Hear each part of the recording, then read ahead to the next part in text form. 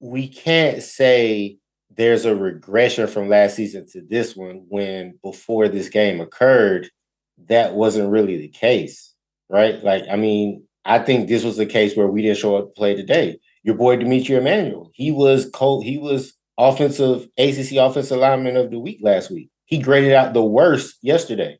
His PFF is a 50. It was a this team did not show up yesterday. This isn't a regression from last year to this one. The team did not show up yesterday. They did not look prepared, and they looked overconfident.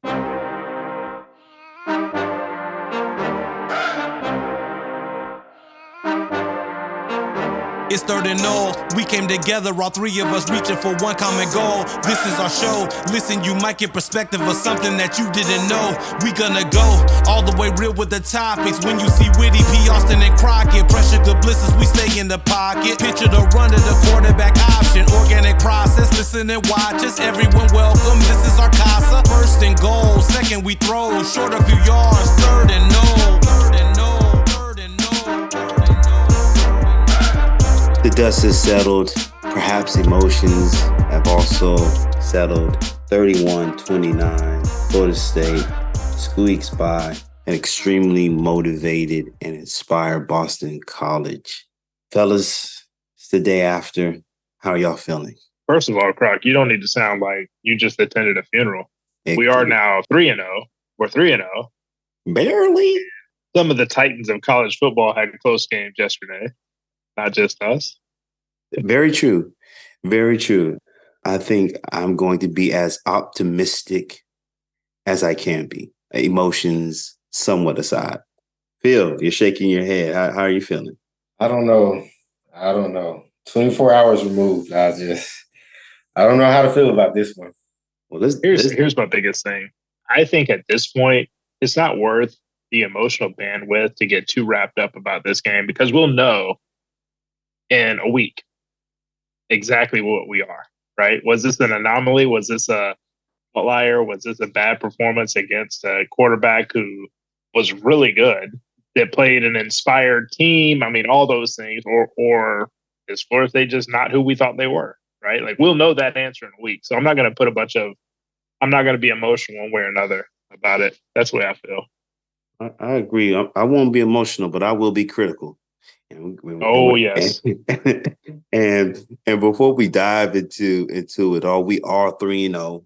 In past years, we would have found a way to lose this game, but yesterday we found a way to win. So yeah, we still have a lot to be optimistic about. Whitty, you were there in Boston. You're still there in Boston. Kind of walk us through how the city was feeling, and if Florida State's presence could be felt on a noon kickoff in New England. Yeah, good question. So I guess a couple of things I would point out. Number one, it felt like there were a lot of Florida State fans at the game. The thing is, there was no band. So there wasn't an opportunity to strike up the war chant, right? And to get like a unified voice. So I feel like, especially early in the game, there were a lot of Florida State fans there, but there was no rallying cry, so to speak, to get everybody to cheer at the same time, unless if Florida State was made a good play or something. So that was kind of interesting. Alumni Stadium in Boston, so it's probably 20 minutes or so outside of downtown Boston.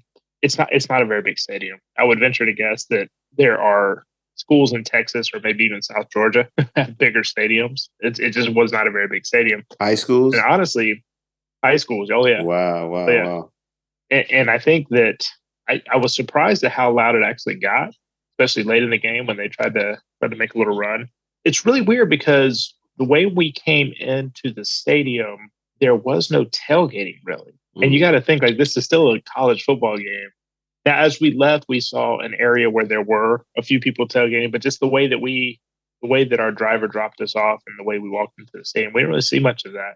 And I will say this, for anybody who's been at a game at Doak, one thing that was really funny to me, and I know, Phil, I know you've seen it because we both stopped and looked, but you know the memorabilia stands they have at Doak?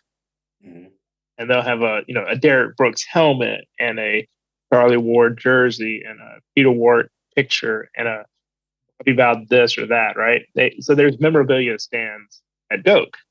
But there was a memorabilia stand at this stadium for Boston College, and it was of Kevin Garnett with the Celtics, and it was of Julian Edelman with the Patriots, and it was of David Ortiz with the Red Sox. It was so funny. They So had depressing. not one Boston College autograph was represented at the stadium. And I found that really, really funny. Wow. But yeah, to answer your question, I felt like there were a lot of Florida State fans. We saw a lot before the game. I saw a lot today, kind of still roaming around town. So I feel like as a fan base, we were well represented. Again, I don't know how it came across on TV. It was nothing without the band to kind of get the crowd going at an away game outside of a particular play or something like that. It was just kind of hard to get everybody on the same page. Cool. Yeah, it makes a lot of sense hearing you say that, because as I was looking at some podcasts and some threads, a Facebook thread in particular, there was a cry and appeal from fans next week that the Chiefs, the Marching Chiefs, would join the team. So definitely could now understand why we didn't hear the war chant as loud as often as we're used to hearing it. All right, fellas, we've all had an opportunity to either watch it live or to catch up and watch the game. Let's start off quarter one opening drive. I think we all were a little frustrated with teams being able to pretty much move the ball so far in the year on their opening drive with big plays. So let's kind of talk about that first series and what we saw and what we did not see. One thing I did not see, and this was it set the tone for the whole game, I think. But, you talked in the past, Croc, especially about how we missed Jamie Robinson, right? I think Kevin Noles did not show well in this game. And I think not having Akeem Dent back there at safety, and I feel like it kind of showed its face in that first drive. Okay. Not having someone back there with that leadership to maybe call out some plays or get some things lined up. And I just feel like they gashed us in that first drive, and then it became a theme really throughout the game. But that was a takeaway I had. I feel like not having Akeem Dent there hurt. It hurt bad. Yeah, I see the thought bubble above your head. Let's go. Dive in, man. How are you feeling, man? I don't even know where to go. At this point, I'm off the Fuller train. I'm off of it. Whoa. I'm off of it. This is 3 games in a row where our defense comes out in the first possession they step on the field. We see blown assignments, multiple blown assignments. First game, it was not trusting our eyes, and it's the first game of the season. Then against Southern Miss, we see the same thing. This is the 3rd game in a row where we come out and number 1, we see blown assignments. Number 2, we essentially, it feels like the game plan was, even though we know their primary weapon and essentially where all the offense comes from is their quarterback and his legs, we have the better athletes. So let's just play this straight up and see how our athletes perform. And I think that's the number 1 reason I'm off the Fuller train, because you look at the great defenses of Alabama and Georgia, they don't care that they have the best athletes. We're going to take your strength away, and you're going to have to figure out something else. Yeah, let me say this. So I sent you guys pictures from the game, and Phil, you can feel free to post some of those on the Instagram page for Third and Nole. I was in row 1. I mentioned this last week. What I didn't know when we booked our seats, that we were literally right behind the defensive huddle, right? So when the defense came off the field, we were essentially, let's call it 4 foot from the last, the players, right? So Conrad Hussey sat 2 foot from me almost the entire game. We'll tell you this. After the very first series, Fabo walks in, he looks at all of his teammates and says, guys, they're not doing anything we didn't expect. This is about us, not them. Take from that what you will, but he said that time, and he looked at everybody. He's like, guys, they're not doing anything we don't expect. This is about us. We need to play our game. Now, to your point, Phil, he could say that, but it sure didn't look like it, right? And In fact, I would argue that we didn't employ a spy To the third until too quarter. late. Into the Until third too quarter. late. And now Fuller on more than one occasion did say, guys, QB draw, QB counter, QB option. Like that's what they're doing. We know we have to stop that. And he said that. And he said that in the second quarter. So again, it's kind of a unique perspective being that close and hearing some of the conversations. I can tell you Patrick Payton was pretty pissed about being held and being held a lot. And he would come to the sideline and every time he's like, I don't know what else to do. Like, I can't, they're holding me every single down, so anyway, take from that what you will. I would just say, I'm not off of the Fuller buses yet. He does merit strong criticism because, again, we see the habit of starting off slowly and trying to make an adjustment almost too late. And had the offense not gotten hot in the third quarter, we would have lost this game. Having said that, we're still 3-0. We're still 3-0. You lose the experience that you had in that back end. I don't think Noles had the greatest game, especially when it came to tackling. So I'm optimistic. But I have criticism on the entire coaching staff. I think, again, we talked about this in joking in our last episode as Witty, you were looking past this game, hoping that the team was not. But I saw a little JSU versus Florida State. I saw it rear its ugly head. I don't remember saying that, by the way. Of course you don't. And from top to bottom, I do not think this team was properly prepared to respect and challenge this Boston College team who is playing on the most expiring night of their season. They're not playing for a bowl game this year. They're not aspiring to win the ACC. This is their day. The red bandana game. Like they came out, they got the unis, they wearing it around their necks. And we just thought we were going to just walk in there because we were the third-ranked team and they were just going to roll over. Playing a quarterback who we recruited but didn't recruit him as a quarterback. Yeah, he's going to come fired up, ready to play. And I think that should have been even more incentive for us to really zero in on him. Like the team always kind of got up for North Carolina when who was the quarterback that they had that skipped out on us? Sam Howell. Yeah, every time we played North Carolina, it was like we had a chip on our shoulder. There was no chip. Let me ask you a question. And I'm not talking about what necessarily. I'm not talking about NFL prospect, although I think it's too early to tell. But I think what Castellanos meant to Boston College against Florida State was significantly more than what Jaden Daniels meant to LSU against Florida State. I think Castellanos played a better game against Florida State than Jaden Daniels did. I think he had more consistency. First half, Jaden was pretty good. Some bad play calling. They didn't get into the end zone on those red zone attempts. But yeah, he stayed pretty consistent throughout. He was a threat throughout the game, and he did not quit. He didn't give in. So yeah, I agree with what you're saying. Yeah, I didn't expect this letdown from this team, from this Coach Norvell team, but it just shows that we're still human and there still is room for us to improve.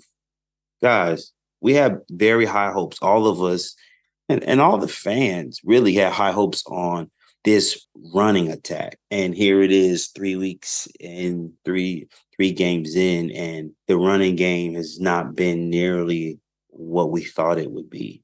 The running game minus Rodney Hill. Like, exclude him from that statement because he's the only one that acts like an FSU running back right now. Well, I don't know, was he dinged up? It seemed like his touches were limited. I would have liked to see him get more touches. Because they keep trying to get Trey Benson going. I agree. Nothing seemed to indicate at the game that he was hurt. And I agree with you, Phil. I think it's just a matter of they're trying. I said it last week. I feel like we're seeing first half 2022 Trey Benson, and they're still waiting for second half 2022 Trey Benson to show up, and it's not there yet. And I don't know what to think. The difference is last year, Trayshawn Ward was able to carry the water until Trey Benson's light came on. And for me, the way I see it, the light has not come on for him yet in 2023.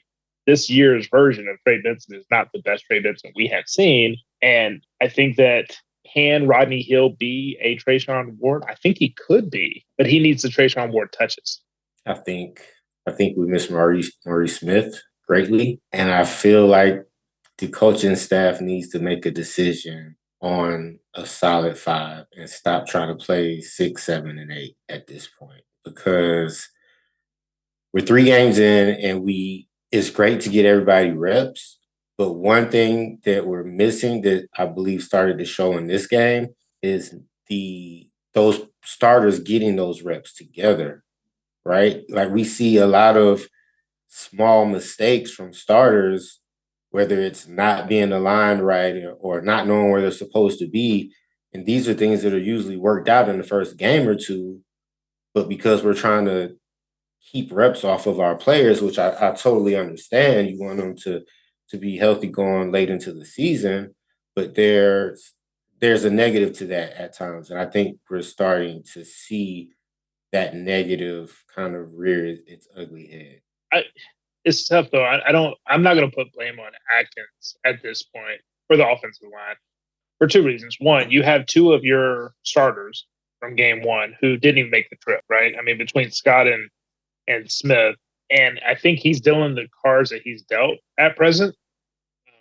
And I will tell you this, and I don't know if it was talked about on the broadcast, but some of the rumors that were floating around Boston is that in addition to Dent, Scott, and Smith, there was also a sickness, I don't know if it was a flu or a stomach bug or whatever, but there was a sickness that kind of ran through the team this week as well. And I'm not using that as an excuse. We played piss poor, but I think that's something else that has to be factored in when taking a high level assessment of the team. Somebody mentioned that actually the lady I talked to today, as we're going through the Freedom Trail here in Boston, she said that she is friends back in Tallahassee with one of the team doctors, and they mentioned that there is a sickness that went through the team, and that limited some of the practice this week.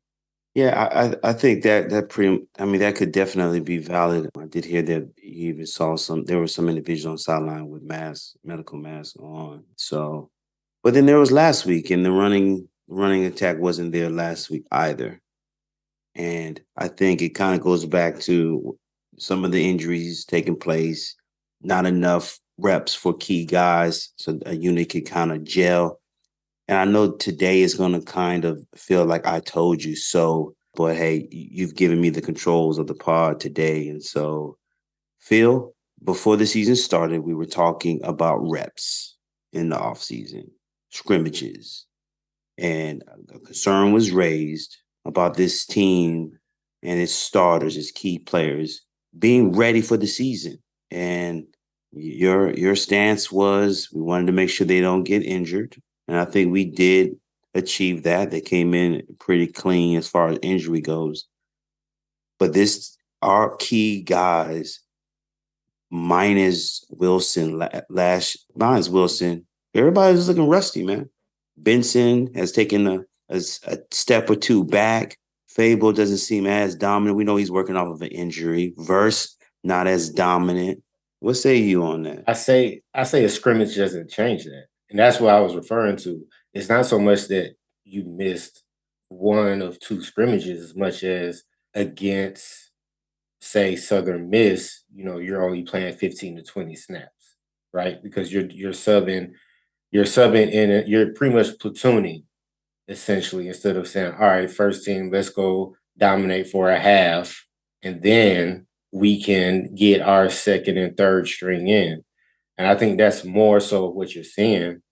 I mean, from a defensive line standpoint, especially with Verse, like even they were talking about it during the game that essentially he's going to get the attention, right? And so one of the guys was saying, because he was saying he used to be a pro scout or whatever, and his exact quote was, "I don't care about the stats. I care about what you put on film." And what Verse is putting on film today is great technique. He's playing well. He's just drawing a lot of the attention, so other people have to step up. And that was said during the broadcast. Like Verse is doing his job. I don't know what else you want him to do because if he rushes, if he just heads, nose to the ground and he's rushing upfield against Castellanos, you saw what happened when Fisk did it and lost containment. He took off for 45 yards. Like you're playing a Russian quarterback, so you still have to keep containment, which is why we should have spied from the jump, not waited until the third quarter. Okay, I mean, that's a great point for one of the players that we talked about, but there has been a regression from our stars. I think even Travis has regressed a little bit from last year, maybe forcing some things, pushing some things. But I think the same mentality. Let's save these guys. Let's save these guys. We want to be smart with our players. I'm not saying that, but I do think there was this. I don't want to say arrogance, but there was this confidence that we were extremely deep, which we do have great depth on our roster. But even to your own account, you're saying it's time now to shrink the rotation on the O-line so we can get some consistency. And I'm thinking perhaps we should have done it earlier. Yeah, like earlier, like last week. Like I don't think a scrimmage changes any of that. And I think we can't say there's a regression from last season to this one when before this game occurred, that wasn't really the case, right? Like, I mean, I think this was the case where we didn't show up to play today. Your boy Demetri Emmanuel, he was offensive ACC offensive lineman of the week last week. He graded out the worst yesterday. His PFF is a 50. It was this team did not show up yesterday. This isn't a regression from last year to this one. The team did not show up yesterday. They did not look prepared, and they looked overconfident. And I hope it's a one game outlier, right? And that is my concern. And that's why I say I'm stuck because our hopes is look, every national champion, they have that one game. Like Georgia had it against Missouri last year. They were down 7 going into during the fourth. So when I say I'm stuck in between is because I hope that's the case and this was our ugly game and we get it out the way. But then part of me feels like we have to wait and see. Like that's the thing. And the wait and see is that our next game is on the road against Clemson. And this is not where you want to find out if it was the ugly game or if we have some warts that we really didn't expect. I agree with you, Phil. I agree with you. But that's again though why I say next week's podcast is going to be a lot more informative, right? We'll know much better about where this team stands. Was this the anomaly that they got the bad game out of the way early, or were there serious chinks in the armor that we identified the last couple of weeks and then are going to be problematic the rest of the season? We'll know a week from today. If we do a podcast next Sunday. I want to ask something because from the stadium, it kind of felt like we knew that there was an anticipated storm, right? That was kind of the talk leading up to the week. There was a question as to whether or not the weather was going to be bad, raining and or wind. Turned out to be a little breezy and really may have had a misting rain for about 10 minutes. It really wasn't much to it. I'm wondering if the game plan was ground heavy because of that.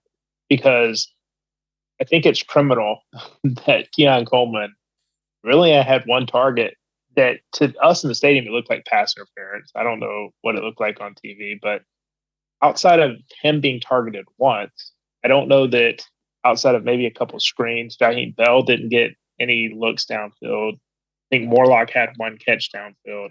Wilson bounced back. He caught what he needed to. He looked good. Darian Williamson looked decent. I don't know that Winston Wright or Destin Hill had any targets. No. So it's just one of those things. Like it almost seemed to me that the whole week they prepared for a ground game because if it was going to be bad weather, they wanted to make sure that they were top of mind there, and they went to the air only as the last resort. What are your guys' thoughts on that? I mean, am I reading too much into it, or does that kind of, or was it just a bad flow? Like Norvell, I don't think had his best offensive play calling day either. I think your theory There's some things I can point to that. I mean, I'm not to this point. I'm not a fan of our 12 personnel with Murlock and Bell in at the same time. I'm not a fan of it for a couple of reasons. They're not the greatest blocking tight ends, so we're not having success on the running, and it just again it doesn't spread the field. I think this team is going to be best with 3 and 4 receivers, and a tight end could be there, but I need them out of the line, off of the offensive line, spread out a little bit. So I think the tight formations, it did point to more of a attempt to establish the run game. And you're right, the targets, the scheme plays, it seemed like it was a mission to get Wilson's confidence back. I think we're going to get Wilson the ball and we're going to get Benson going. I think they came into the game trying to accomplish those two things. They accomplished one of them. Yeah, it's tough. I think it's a combination of coaching and personnel, which probably just goes back to coaching, truthfully. At this point, we have to stop trying to get Trey going. We have to stop trying to get Trey going because he's in, especially if your game plan is run centric, but your running back is leaving yards on the field. That's a problem, especially when you have two backs behind him who are running like they want it more than he does. So let me ask you a question. Does that mean that we alter our game plan to be less run specific, or does somebody else get those carries? Somebody else gets those carries. Like, look, the one thing about competition and having depth is the staff has bragged about all off season is if you're not getting the job done, there's somebody behind you who's willing to do it. And either you're going to step up and get it done or be replaced. Like, let's not, like, we're a year removed from Benson wasn't our starter going into last season, right? But when he started running hungry, he began to get more snaps, right? And it's the same thing now between him and Rodney. Now Rodney Hill is that individual that's stepping up, and Trey needs to answer the call. But at the same time, Norvell, he has to pick and choose his moments when it comes to play calling. He has to. I totally agree. He has to. I totally agree. And I really, at this point, to be honest with you, we know what Toafili is to this team. I mean, he can be an amazing running back, but he's not a between the tackles running back, right? I've never really seen him that way. He's a great receiving running back, and he can do things. He can do some exceptional things on the edge. I really want to see more Rodney Hill, and I want to see Holmes. I want to see what those two guys are going to do, because I think that, and I'm not Jay Graham, I'm not Jay Graham. Good Lord. Not 13. Not 13. Oh, Jay Graham. I'm neither Dave Johnson, nor am I Alex Atkins, nor am I Mike Norvell, right? So I don't see what they see in practice, but just from the limited carries that I've seen from Holmes and what we've seen now, especially toward the end of last year and this year with Hill, and I've said it, I think Hill will go down as the best running back on the team as far as his future is concerned. I know he's still young. I need to see more productivity from that room, who we thought was a very deep room. And the number one guy is not, frankly, he's just not getting it done right now. And so we have to see what else is out there. Let's talk a little bit. Go ahead, Croc. I was just going to just say briefly, I think if Campbell, Holmes, especially Hill, had the same amount of touches that Benson had, all three of them would have more production. You agree? I totally agree. I think with the offensive line not being able to get the push that we thought they would be able to get, and with teams really selling out on counter, we need running backs with vision. Yep. So that's a great call. Oh, I totally agree. I would like to talk a little bit about. So again, I didn't like the Keon Coleman. I mean, outside of the one pass attempt that seemed to be pass interference in the end zone. But aside from that, I think the only other time he touched the ball all game was when it careened off his leg out of bounds, and what could have been a catastrophic mistake. But for someone who coming into this game has just looked so good catching the ball and has looked so good getting open. Hmm. Somebody mentioned after the game yesterday, and again, I want to hear your perspective. And again, when Travis hurt himself late in the second quarter, now granted, it's almost halftime at that point, and we didn't really have that many touches. We didn't really have that many offensive possessions in the first half. But somebody said after he hurt his shoulder, he quit looking left. He didn't look to the left side of the field much after that when passing. And I don't know if it was his his internal clock was moving a little quicker after the injury, and his first read was his right side, or if I don't know. But I really hate the fact that he did not have more attempts thrown his way. And I'll tell you, toward the end of the game, there was a point in time. I think I sent you guys a picture. He was sitting by himself on the bench and didn't look happy. And I don't blame him. I don't blame him. So anyway, that's some thoughts on Keon Coleman. Yeah, I think the one thing about competition and really preaching competition is when you compete and you're ahead of the competition and you don't get your touches, it could do something to you. All week long in practice, you're competing.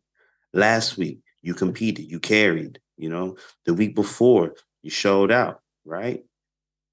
Come into this week, now you're not getting the touches. Yeah, you're gonna start seeing some people starting to feel some kind of way. If competition is what we preach, then the hot hand needs to be the hot hand. And it just seemed like we were very one dimensional.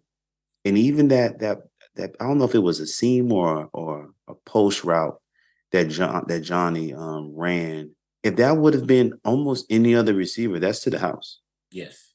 It's to the house. But again, could have been a perfect time for them to scheme that same play for Benson. I mean, for Coleman. Hey, one thing on Wilson, I want to say this because again, he played well. He caught the ball, right? That was the question after last week. He did catch the ball. One thing about Wilson that I think maybe gets lost, because everybody talks about him being 6'7", right? And his wingspan being whatever. But I think it's important to note that he gets open, surprisingly. That's something I can't comprehend. Like, how does a guy that is 6'7", that by all accounts should not be getting, he gets separation on his routes, and that's really an impressive thing to me. So I just want to give him some shine in that regard, right? Like the fact that someone that is his size is able to get separation from the DBs, and it's not just relying on jump balls. He's not Greg Carr, right? And so I just wanted to give that a shout out. But this was not Mike Norvell's best day as a play caller. And that's why I have to think that maybe we came into this game with some assumptions on weather that dictated how we prepared all week. Because to me, we look really disjointed. And, I don't want to be all negative here, right? There was a time where we scored 28 in a row. We took a pretty good lead. We have them deep in their own territory, third and long. And then the comeback march begins. You cannot give that play up. If we stop them on that third down play, it's good night. The game's over. And it's probably a route. We probably covered the spread. What happened, guys? What happened on that play that allowed a 3rd and 17 to go for 56? Like, it was frustrating from home because, like, the commentators tried to blame it on Braden Fisk. Like, he tried to shoot inside on the old lineman, which he did, and he beat him. But because he did it, he opened up the gap for the quarterback to take off. But again, my problem is, why are we rushing 4 with no spy on 3rd and long. Make him beat you with his arm. Like spy with the safety or Deloach and say, we're going to play man across the board and we're going to spy. And if you beat us with your arm, congratulations. We will shake your hand and walk out of this stadium. Yeah. I think the arrogance, the confidence really got us. And I think it's very fitting that it was Boston College because it was what, 3-4 years ago? Maybe 4 years ago, probably. JT, he makes his emergence. Wasn't it against Boston College? Mm-hmm. With Odell coaching? And at that moment, he wasn't a proven passer. He probably could pass the same or a little worse than this guy that we faced, this young man that we faced.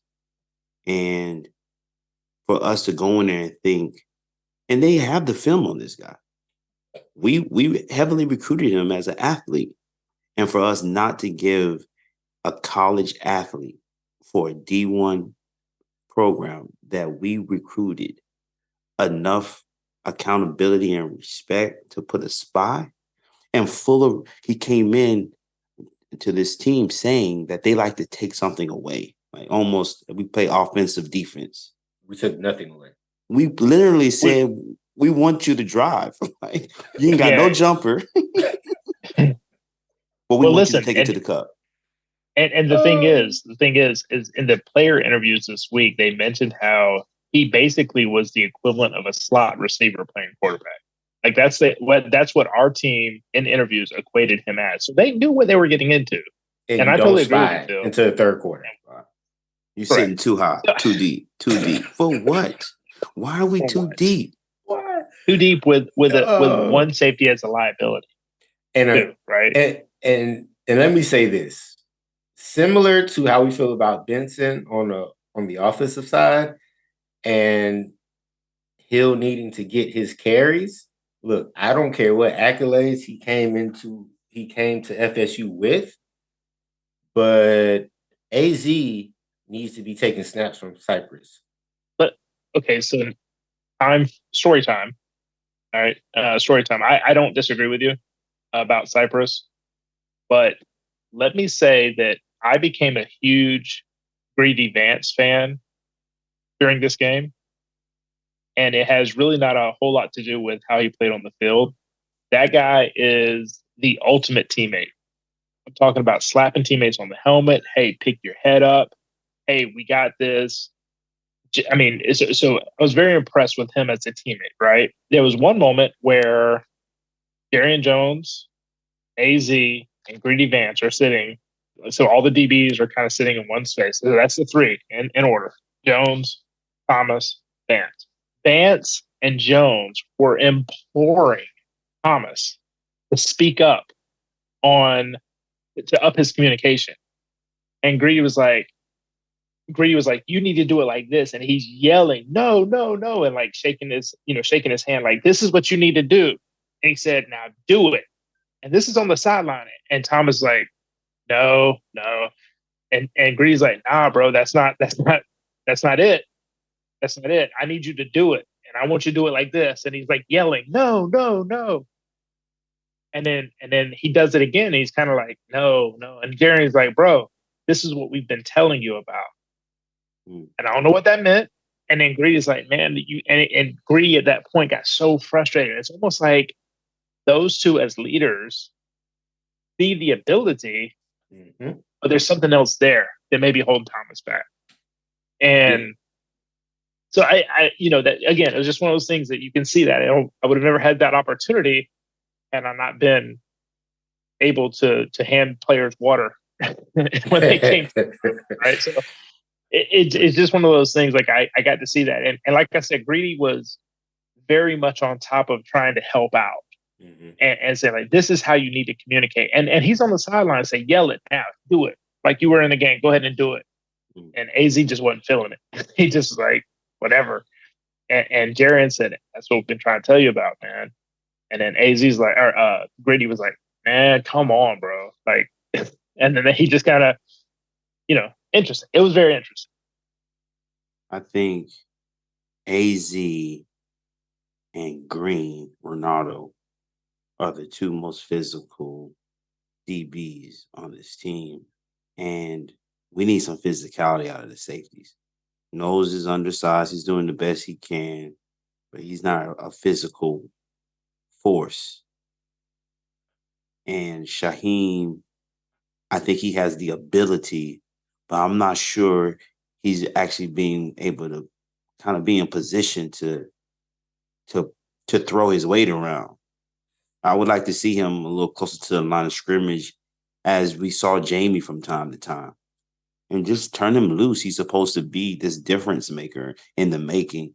We need him to be that. We need somebody to throw somebody around. There's no fear. Nobody has to have their head on a swivel in the secondary. Now, I agree. I agree with that. I think as high as I was on Shaheem, I don't know if it's him not showing up or if they're not using him the same way they use Jamie. Because right now, I mean, there's nobody, like you said, you have to fear coming across that middle that's not named Lundy or Bethune. yeah. Period. If it's not Lundy or Bethune, you don't have to worry about, okay, I do not want this guy to hit me. I need to keep my head on a swivel. Can I add one to that? Who? I feel like Omar Graham can be that guy. He just has limited touches. Oh, Omar Graham, he got a bit exposed. He got a bit exposed. Well, yesterday. he's young. I'm just young. saying, He's like, very somebody, young. just saying, A he'll get thumper. game reps, but I'm just saying, as somebody that can hit you. Yeah. Definitely. I feel like he can be a part of that conversation in due time. Definitely. And listen, I feel like we're well into this podcast. I want to tell one other quick story before, let me ask you guys this. So I saw Boston College was about to score. I was like, okay, this is a quick little, they're going to score, do a little TV timeout. I'm going to run to the restroom. I come back and I see that there was an onside kick that we didn't get, right? Tell me what happened there. I missed it. Tell me what happened there. It was so they lined up what appeared to be an onside kick, Norvell, because the way the ball was laying on the tee. So we saw that. We called a timeout, put the hands group out there, and they lined up. It wasn't an onside kick, but it was a squib kick. And I mean, it was a great kick, and it bounced to that second to last line of guys. And Benson tried to scoop it up instead of just falling on the ball. Yep. Like literally, he tried to scoop it and take off and ran and essentially kind of did not pick it up as he was trying to scoop and run and tripped and had the ball pinned against his ankle as Boston College just dove on him and took it away. That's literally what happened. Imagine out of playing a timeout. Out of a timeout. I liken it to playing Call of Duty and like you're running shots. Somebody is shooting at you, and you try to dive behind a car, but you dive past the car. Like it's almost I feel that, Croc. I feel that. That's literally what it. That's perfect. That's perfect. But again, if this is the hands unit out of all the running backs, is Benson in the right position?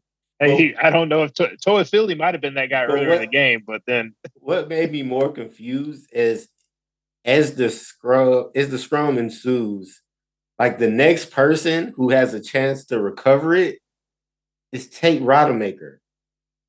What? He was out there? Yes. Go back and look at the replay. Tate Rodemaker was on the field for the hands team. Like when they're on when Trey Benson is laying there with the ball pinned against his foot and Boston College first jumps on him and the ball like starts to roll away, the next person who has a chance to get it is Tate. It's bad. That's all bad. I was like, what is happening right now? That's all bad. What is happening? Yeah, there's definitely questions. I want to tell one other quick story before we find a way to land this episode. So the interception by DJ Lundy, right? Just a pretty athletic play, right? And it happened. It happened almost right in front of where we were sitting, because at the time, Boston College was pretty deep in their side of the field. Pass goes up, DJ gets it, right? So our offense goes back out on the field, and I still don't know that that wasn't a touchdown by Jaheim. It was a heck of an effort that Bell made to get to the half-yard line, right? Immediately, and I'm talking about before they even went to the replay, they came over and yelled for DJ. Like, he's still there celebrating with all the defensive guys, right?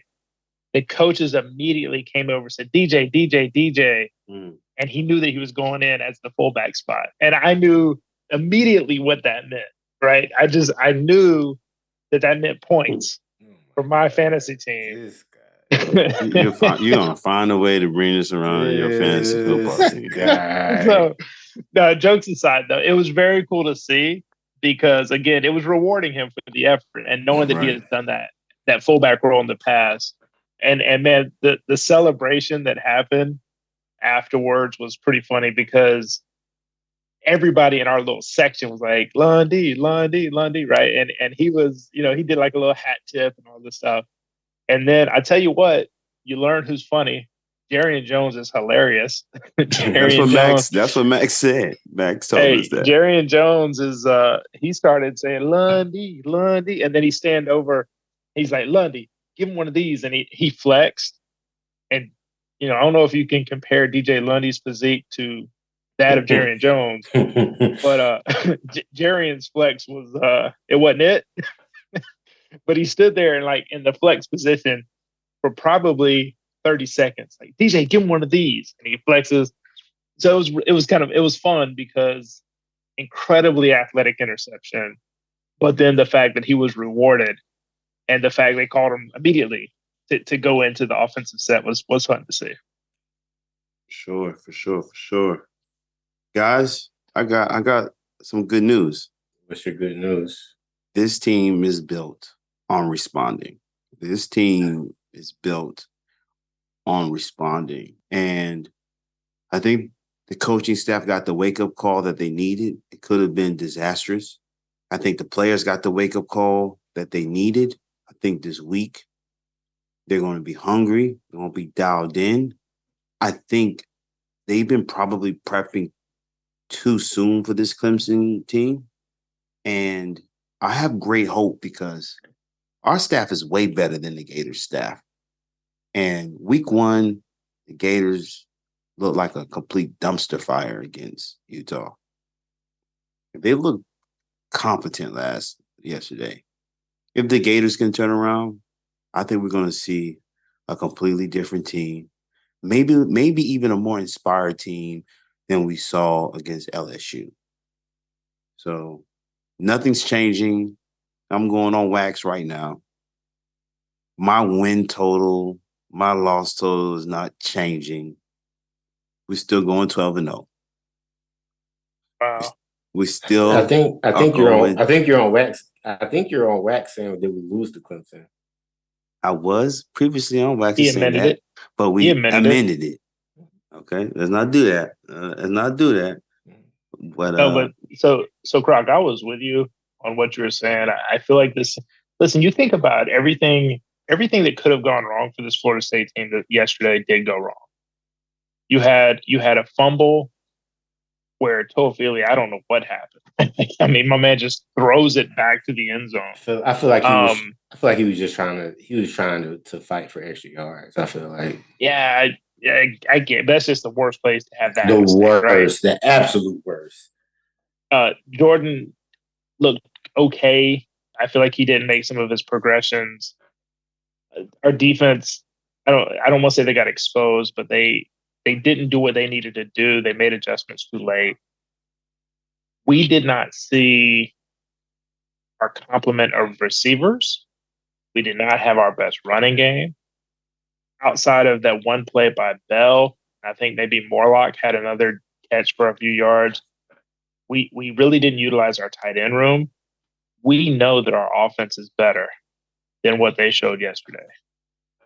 The question for me is, our defense better than what we showed yesterday? Now, there was a stretch where we put up 28 straight points and we played really well. But Then when the wheels came off, they came off in a bad way. Again, I wasn't going to put too much emotionally into this game because next week we will know. Because next week we're either going to be 4-0 by any means necessary and celebrating the fact that we beat Clemson for the first time in forever, or we're going to say we knew this was coming. We had a feeling this was coming. We saw that these things could happen based on what happened against Boston, right? Like that's going to be the two routes that we're going to take. I'm with you, Croc. I do think that this team does respond. I think that they may have read some of the press clippings. We're the number 3 team. We're about to play this team that barely beat Holy Cross. Mm-hmm. I think Florida State wins. And we're going to circle back in a moment, and we're going to put some score predictions on this game. So, Phil, what's your last closing thoughts before we get there?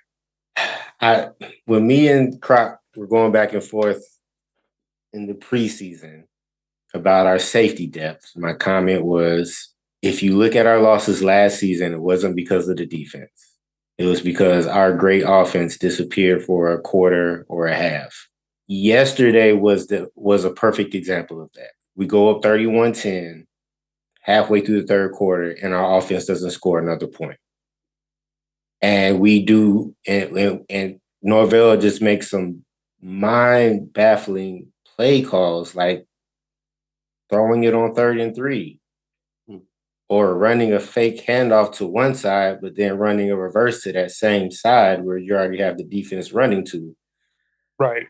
And that's what I was referring to when I say the reason, if we lose, that would be the reason. I think, again, that was the reason we lost two of our games last year. It happened again yesterday, but we won, luckily. I don't think we see that happen again. As long as Jordan Travis is healthy, I believe it's out of our system. And as long as JT is healthy, I say that from the jump. As long as he's out healthy and back there, I don't think there's a team that could really beat us. I'll take a shootout. So I'm cool. We got to get out of our own way, and that's the scary part. As a championship team, you have to get out your own way.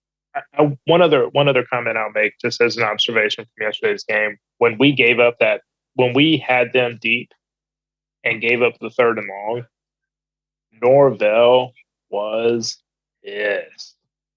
I mean, he walked away from everybody down to where we were sitting and was he yelled in frustration. He may have said a word that I can't repeat here. But he was not happy, and rightfully so, right? Like, I think he recognized that you hold him in that spot, then I don't think he knew at the time what was going to happen, after that. The fact that the onside kick, I mean, they ended up getting a touchdown, but then the onside kick and then the fumble, scoop and score, all that stuff, nobody knew all that stuff was about to happen. But I think he recognized that getting them to punt in that situation, and then if we can get any points, that's probably the ball game without even a hesitation, right? They were ready to give it up. They were ready to lay down. Yeah, they were. But that's not what happened, and that's football. So next week we travel to Death Valley. We go up to Clemson. I need some birthday magic, Philip Austin. Need some birthday magic. Hey man, I still have us winning. I believe it's out of our system. It's scary though. It's scary. But I think it's out of our system. I need 2 answers from you guys. What's your score prediction? And then over under Keon Coleman 70 yards receiving. Okay.